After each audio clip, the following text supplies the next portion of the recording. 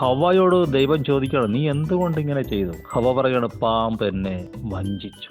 ചതിയായിരുന്നു, ഞാൻ ചതിക്കപ്പെട്ടു പോയി. എന്തായിരുന്നു ചതി?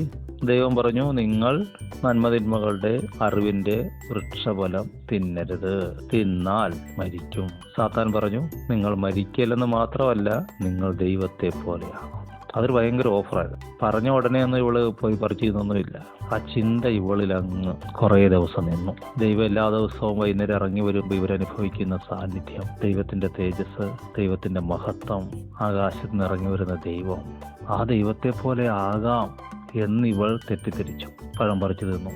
അപ്പോഴാണ് ചതി മനസ്സിലായത്. ദൈവത്തെ പോലെ ആകുമെന്ന് ഇവൻ പറഞ്ഞതിന്റെ അർത്ഥം, ദൈവം തനിക്കുള്ള തീരുമാനമെല്ലാം തന്നെത്താനെ എടുക്കുന്നു. നിങ്ങൾ അങ്ങനെയാകും, നിങ്ങൾ ആ ദൈവത്തെ പോലെ ആകത്തില്ല, നിങ്ങളുടെ ദൈവം നിങ്ങളാകും. വലിയ ചതിയായിപ്പോയി. വീണുപോയ മനുഷ്യൻ, ചതിക്കപ്പെട്ട മനുഷ്യൻ. ആ നിരാശയിൽ കഴിയേണ്ടി വന്നില്ല, കാരണം ദൈവം ഉള്ളതുകൊണ്ട്. ദൈവം അവർക്ക് ആശ്വാസം കൊടുത്തു, അവരെ സമാശ്വസിപ്പിച്ചു, ധൈര്യപ്പെടുത്തി, പേടിക്കണ്ട, തിരിച്ചു വരാം, ഞാൻ തിരിച്ചു വരുത്തും. 2000 വർഷങ്ങൾക്ക് മുമ്പ് കർത്താവായ യേശു ക്രിസ്തു കൽവരി യാഗത്തിലൂടെ മാനവവർഗത്തെ ദൈവത്തോട് നിരപ്പിച്ചു. എല്ലാ മനുഷ്യനെയും ദൈവത്തോട് സമാധാനത്തിലാക്കി. ആ നിരപ്പിന്റെ ശുശ്രൂഷയുടെ പേരാണ് സുവിശേഷം. സുവിശേഷം കേൾക്കുക. മുമ്പേ കേട്ടൊരു തെറ്റായ ടീച്ചിങ് ഉണ്ട്, ആ ടീച്ചിങ് ആണ് ചതിച്ചത്. ഇപ്പൊ ഈ നല്ല ടീച്ചിങ് വരുമ്പോൾ അതിനെ അങ്ങ് മാറ്റും.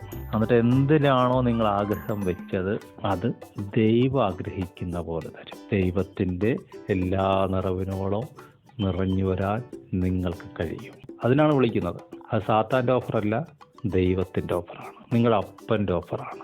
സാത്താൻ തകരുകയാണ്, അവന്റെ കോട്ടകൾ തകരുകയാണ്, അവൻ നിരാശപ്പെടുകയാണ്. കാരണം സ്ത്രീയുടെ സന്തതി അവന്റെ തല തകർത്തു.